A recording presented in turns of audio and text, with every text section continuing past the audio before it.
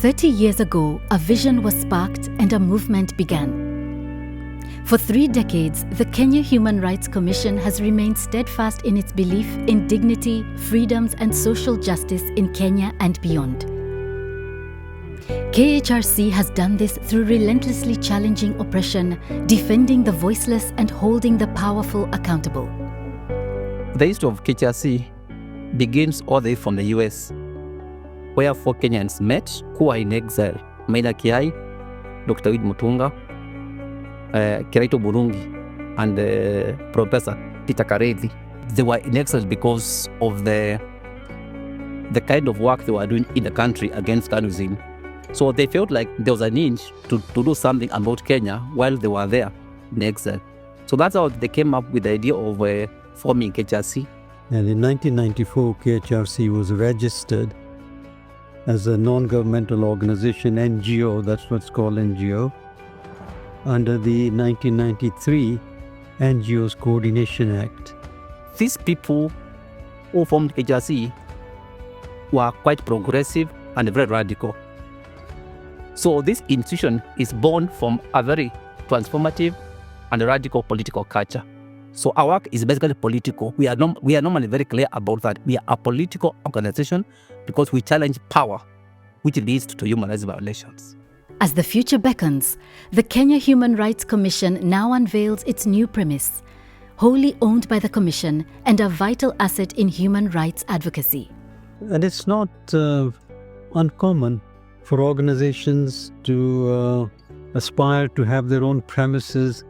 Part of my KRAs was to ensure KHRC is institutionally viable and sustainable. And part of it I found was to get KHRC a home. 19 years ago, around May 2005, our former ED came to us, and that time she was called Wanjiku Miano. She came to us as staff, and she told us she has engaged with the board, and they have agreed that we acquire a property. This property was owned by a private company. They were selling it, so that's we made the deal, and then now the next step was to do the development, as you see it now, from a single-story house to turn it into the offices that would meet our requirements. On the design, on that I have to give, my board chair, who is an architect. There he took the lead. That was my role now as part of the project management with Peter Mbage on the KHRC side. The construction took almost over 1 year because they completed in December last year. The work we do is quite stressful on staff. And the least you can do is try to make them comfortable so that they can focus on the real issues. A staff will not be able to fight for somebody else's rights if her rights or his rights is not being taken care of. Situated within a serene suburb with ample outdoor space, the location is excellent for holding press briefings and other advocacy activities. The building now boasts a large boardroom that adequately supports internal meetings and hosting partners who need the space. Some of our partners are able to come when they have issues, they come use our boardroom. We don't charge them.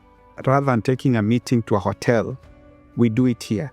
That means you'll be able to do more than you would have done before with less money. The people-centered design also includes a large kitchen that serves meals to the staff and that can accommodate meals for external partner meetings and conferences. Staff now carry out their mandate in spacious offices that let in natural light and are styled in an open design that encourages collaboration in the many human rights issues they address. All that is towards ensuring we manage our costs and making the place more hospitable and trying to get everything we do in-house as much as we can. The design also focuses on inclusivity, making room for a creche where young parents can find support with childcare while at work.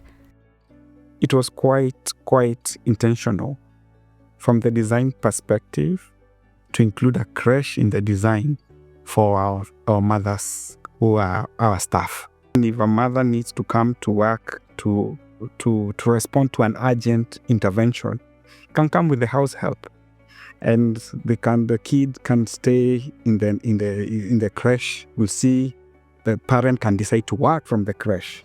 So we came here by the end of March, but we are fully settled from 1st of April this year. The way you feel when you have built your own home and you've gone in with the whole family and sat down, and it's that feeling of security. Once you acquire this kind of property, is a political statement to those in power that we are not going anywhere, and that KHRC, as Professor Macau used to say, KHRC is permanent, is reversible, is revocable. So we are permanent and we are here to stay. The new premises owned by the Kenya Human Rights Commission proves that KHRC is going nowhere and is doubling down on its fight for human rights. This is the home that shall host the next decades of courage and commitment to continue pushing for a society of free people.